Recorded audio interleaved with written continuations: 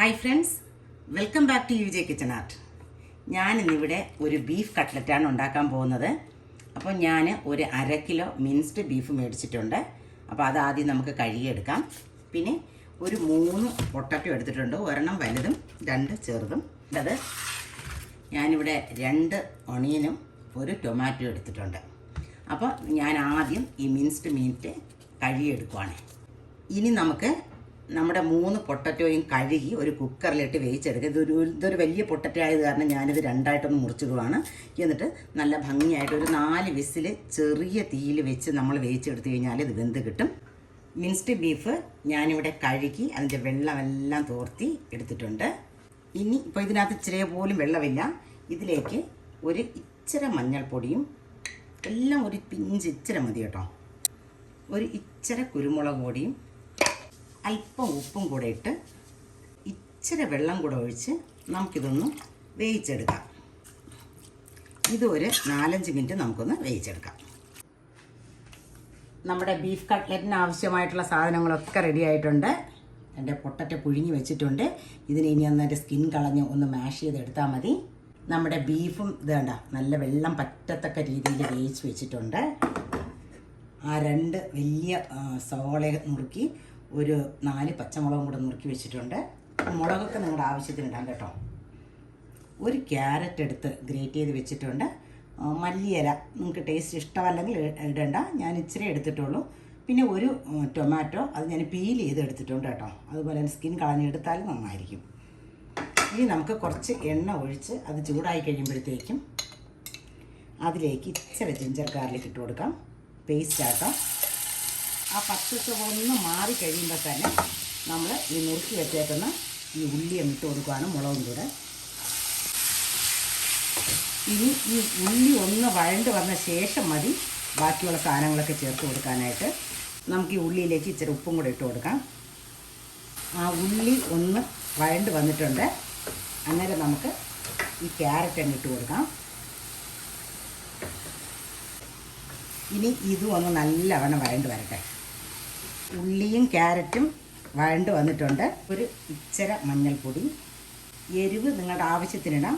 ഞാൻ 1 ടീസ്പൂണോളം Kashmiri chilli powder ഇട്ട് കൊടുക്കുന്നു. ഇച്ചിരി കുരുമുളക് പൊടി, നമ്മൾ കുരുമുളക് ഇട്ട് വേവിച്ചതാണ് ഇറച്ചി. ഇനി ഇതുണ്ട് ഒരു പിഞ്ച് മല്ലിപ്പൊടി ഇട്ട് കൊടുക്കുവാണ്. അത്രയും മതി കേട്ടോ, അത്ര ഇടണം. ഇച്ചിരി ഗരം മസാല, നമ്മളിട്ട മുളക് പൊടിയുടെയും മറ്റ് മസാലപ്പൊടികളുടെയൊക്കെയും പച്ചമണം മാറിയിട്ടുണ്ട്. ഇനി ഇതിലേക്ക് ഈ നുറുക്കി വെച്ചേക്കുന്ന ടൊമാറ്റോ ഇട്ട് കൊടുക്കാം. ടൊമാറ്റോ സ്കിൻ കളഞ്ഞതാണ്. അതും ഈ മല്ലിയിലയും ആവശ്യത്തിന് മല്ലിയിലയും കൂടെ ഇട്ട് കൊടുക്കാം. ഇനി ഈ ടൊമാറ്റോ കഷ്ണങ്ങളൊന്ന് വേകുന്നിടം വരെ നമുക്കൊന്ന് ഇളക്കി കൊടുക്കാം. നമ്മുടെ ടൊമാറ്റോ എല്ലാം വെന്ത് ചേർന്നിട്ടുണ്ട്. ഇനി നമുക്ക് ഈ വേവിച്ച് വെച്ചേക്കുന്ന ഇറച്ചി അങ്ങോട്ട് ഇട്ട് കൊടുക്കാം. ഒരല്പവും വെള്ളം പാടില്ല.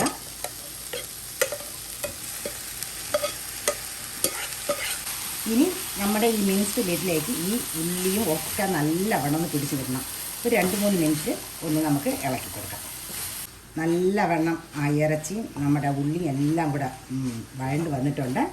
അന്നേരം നമുക്ക് നമ്മൾ മാഷ് ചെയ്ത് വെച്ചേക്കുന്ന പൊട്ടറ്റോ അങ്ങോട്ട് ഇട്ട് കൊടുക്കാം. ഇനി ഇത് നമുക്ക് നല്ലവണ്ണം ഒന്ന് മിക്സ് ചെയ്തെടുക്കാൻ പറ്റും. ഒരു 2 മിനിറ്റ് നമ്മളിതിങ്ങനെ മിക്സ് ചെയ്യണം. എങ്കിലേ ആ പൊട്ടറ്റോ ഒന്നും കൂടെ ചൂടായി ഇതെല്ലാം ഒന്ന് പിടിച്ച് വന്നിട്ടുള്ളൂ. അങ്ങനെ ബീഫ് കട്ട്ലറ്റിൻ്റെ കൂട്ടെല്ലാം റെഡി ആയിട്ടുണ്ട്. നമുക്കിനി ഇതൊന്ന് തണുത്ത് കഴിഞ്ഞിട്ട് നമുക്കൊന്ന് ഉരുട്ടി വയ്ക്കാം. അങ്ങനെ നമ്മുടെ കട്ട്ലറ്റിൻ്റെ കൂട്ടൊക്കെ തണുത്തിട്ടുണ്ട്. നമുക്കിനി ഇത് ഉരുട്ടിയെടുക്കാം. ഒരു കയ്യിലിച്ചിരി എണ്ണ തൂത്ത് കഴിഞ്ഞാൽ അത്ര നല്ലവണ്ണം കയ്യിൽ ഒട്ടത്തില്ല.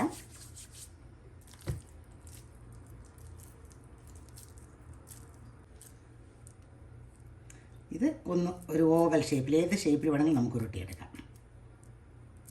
ഇത് ഇങ്ങനെ ഉരുട്ടിയെടുത്തിട്ട് നമുക്ക് ഒരു 1/2 മണിക്കൂറെങ്കിലും നമ്മളൊന്ന് ഫ്രിഡ്ജിൽ വെക്കണമെങ്കിൽ മാത്രമേ ഇതൊന്നും നല്ലോണം ഉറച്ച് കിട്ടത്തുള്ളൂ. നമ്മുടെ കട്ട്ലറ്റ് ഫ്രിഡ്ജിൽ നിന്ന് എടുത്തുകൊണ്ട് വന്നിട്ടുണ്ട്. അപ്പോൾ ഏതാണ്ട് 1 മണിക്കൂറിലധികം ഞാൻ വെച്ചിരുന്നു. അപ്പോൾ ഇതെല്ലാം നല്ലവണ്ണം ഉറച്ച് നന്നായിട്ട് ഇരിപ്പുണ്ട്. ഞാനിവിടെ കുറച്ച് ബ്രെഡ് ക്രംസും എടുത്ത് വെച്ചിട്ടുണ്ട്. ഇനി ഒരു 2 മുട്ടയുടെ വെള്ളയാണ് വേണ്ടത്.